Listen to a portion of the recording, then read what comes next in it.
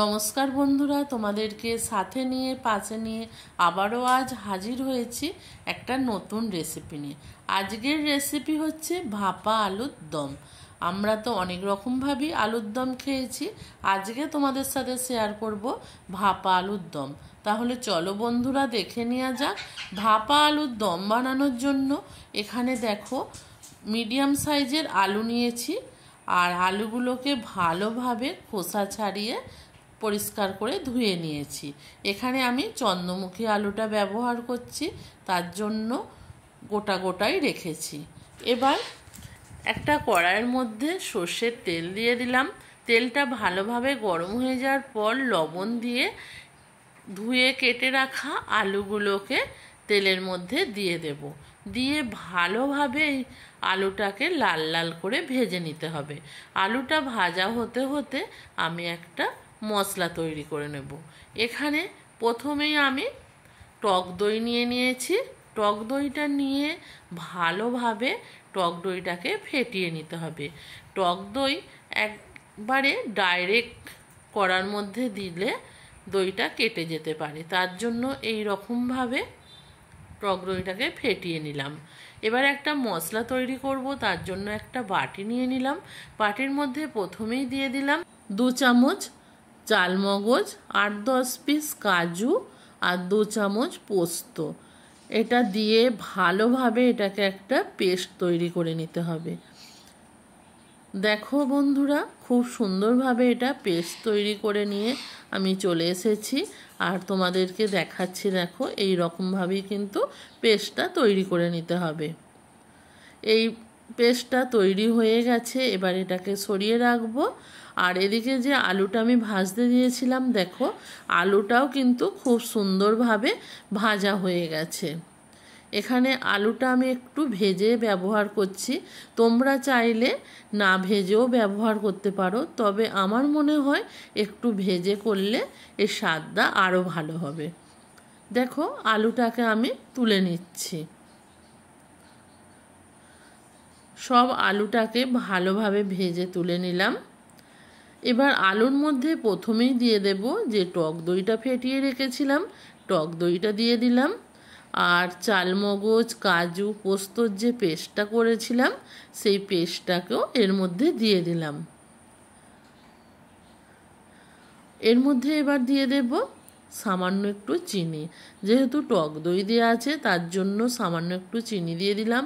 1 চামচ ধনে গুঁড়ো, 1/2 চামচের একটু বেশি জিরে গুঁড়ো।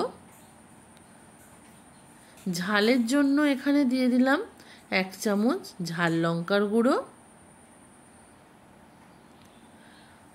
আর এখানে দিয়ে দেব সামান্য পরিমাণে একটু কাশ্মীরি লঙ্কার গুঁড়ো, শুধুমাত্র কালারের জন্য। এখানে কিন্তু কোনো মতেই আমি হলুদটা ব্যবহার করব না। যেহেতু ভাপা আলু, তার জন্য এখানে হলুদটা আমি ব্যবহার করছি না। এবার এখানে দিয়ে দেব আমি টমেটো কেচাপ। টমেটো কেচাপটা এখানে 1 চামচ মতন দিয়ে দিলাম।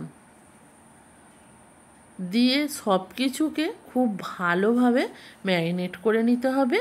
আর যে বাটিটার মধ্যে আমি কাজু, পোস্ত এসব বেটেছিলাম, সেই বাটিটা একটু ধুয়ে জল দিয়ে দিলাম।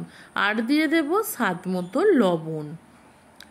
স্বাদ মতো লবণটা দিয়েও এবার আমি ভালোভাবে এটাকে ম্যারিনেট করে নেব। একটা চামচ দিয়ে ভালোভাবে আলুটা ম্যারিনেট করে নেব।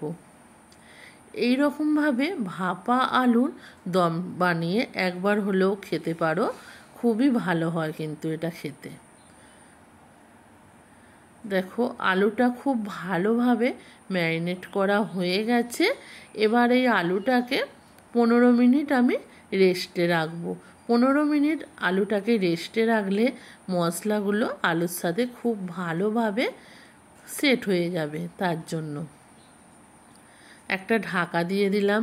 15 মিনিট পর ফিরে এলাম। দেখো বন্ধুরা, এটা খুলছি, কতটা সুন্দরভাবে আলুগুলো কালার এসে গেছে। এবার যে কড়ার মধ্যে আমি আলুটা ভেজেছিলাম তার মধ্যে সামান্য তেল ছিল, সেই তেলের মধ্যে এই আলু ম্যারিনেট করা আলুগুলোকে সব দিয়ে দেব। এই আলুটা খুব ঝটাপট রান্না হয়ে যায়, আর এই আলুটা লুচি পরোটা যার সাথেই খাও না কেন খুবই সুন্দর লাগে। যেটার মধ্যে ম্যারিনেট করে রেখেছিলাম সেটা বাটিটা ধুয়ে একটু জল দিয়ে দিলাম, দিয়ে ভালোভাবে মিক্সড করে নিলাম, নিয়ে ঢাকা দিয়ে দেব। ঢাকা দিয়ে 10 মিনিট এটাকে লো ফ্লেমে বসিয়ে রাখবো। 10 মিনিট পর ফিরে এলাম বন্ধুরা। আমি মাঝে একবার আলুটাকে একটু নেড়ে দিয়েছিলাম। দেখো কত সুন্দরভাবে তৈরি হয়ে গেছে আর কতটা সুন্দর সিদ্ধ হয়ে গেছে। এবার এর মধ্যে আমি দিয়ে দেব কিছু উপকরণ। এখানে প্রথমেই দিয়ে দেব ফেস ক্রিম। তোমাদের কাছে হাতের কাছে যদি ফেস ক্রিম না থাকে তোমরা দুধের সরকে তুলেও সেই সরটাও ব্যবহার করতে পারো।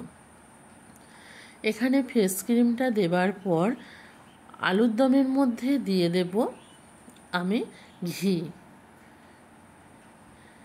এখানে গা ঘিটা ব্যবহার করলেই মনে হয় ভালো হবে বাটারের থেকে, তার জন্য আমি এখানে 1 চামচেরও একটু বেশি গা ঘি দিয়ে দিলাম। 1/2 চামচ গরম মশলার গুঁড়ো দিয়ে দিলাম।